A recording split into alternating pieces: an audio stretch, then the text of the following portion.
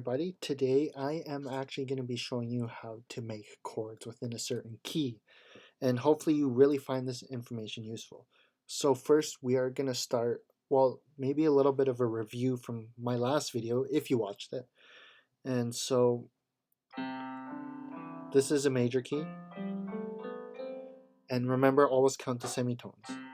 Whole step, half step, whole step, whole step, whole step, half step. And then just to apply it to any other key, start with G major, whole step, half step, whole step, whole step, half step. Just to, a little bit of review. And then for the minor keys, you always do what I always do is this saw theme song. And then I always do it a half step above that. And then play the saw theme song again. And then whole step the rest of the way. And then, so to do the whole step and half steps, so you go like this.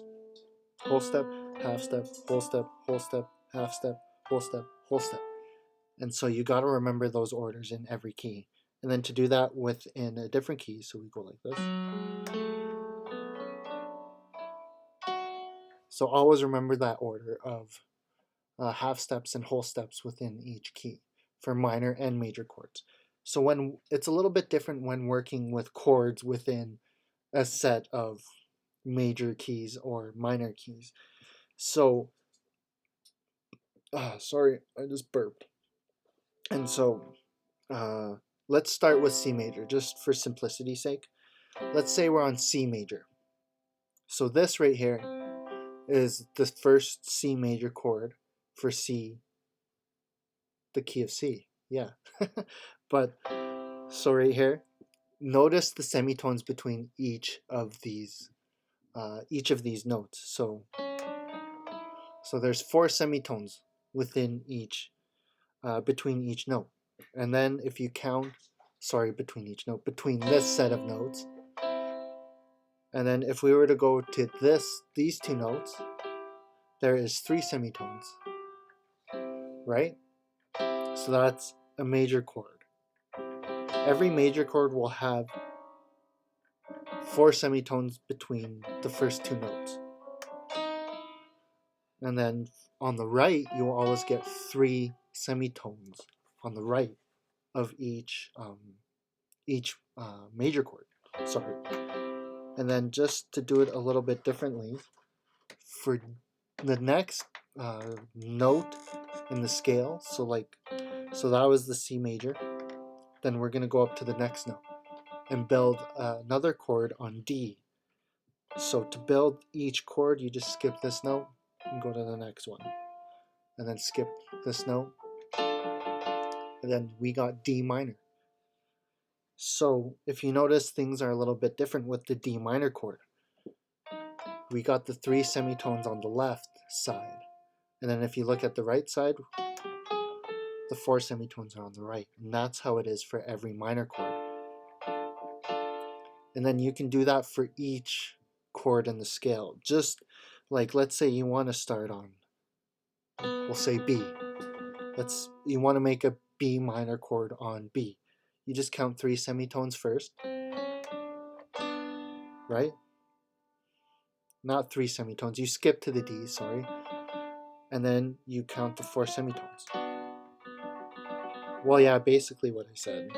3 semitones, and then the 4 to make B minor. And you can do that with every key that you start on. Just practice on building your major and minor keys. So if you want to build a major key right here, so if you want to build a major, sorry, I said major key. I don't know why I keep messing up, but we'll count 4 semitones up. And then you go like this to make a major chord. You just count 3 semitones. So always remember that for major chords, 4 semitones is on the right, 4 semitones on the left, 3 semitones on the right. And then for minor chords, you just switch it. 3 semitones on the left, and then 4 semitones on the right. And then you're probably wondering, how do I stay in the key that I'm in? So this is what I do. Just for simplicity's sake, I could explain to you really complicated ways, but this is probably the most simplest way. So to stay in your key, taking information from the last video on what I showed you, we'll do F sharp minor again. We'll do F sharp minor. You always got to skip the notes that are in your key, right? So let's say we're making a minor chord and F minor. So you always got to stay in these set of notes. You will never play this note because it's not an F sharp minor, right? So remember, so F, skip the first note, and then this is our third note in our scale. Then you skip the next note, and then go to the next note. You skip the notes that are in your scale. So just to show you, I skip this note and I skip this note, right? And then you get F sharp minor. So this is your F sharp minor chord. And then to maybe we'll do another chord. Let's do another chord right here. So let's look at our key again, right? We're starting on A here. So next we will do this. Skip this note, and then skip this note, right? That are in your key. So we take those away. Then we get A major within F minor. So that's how you travel between chords within a certain key, and you stay in the same key. Because it wouldn't make sense if you're going like this. If you're going like this, and then you went to here, and tried to make a minor chord. It's just not the same key. Or is that the same key? Is it? No, it's not in the same key. Sorry, I got a little confused there. But yeah, you just wouldn't use that chord in F sharp minor because it doesn't belong there. Because it uses a note that isn't in that key. And then if you wanted to travel to a different scale, right, we'll go to G because it seems like these are the two keys that we're using. So we'll use G major.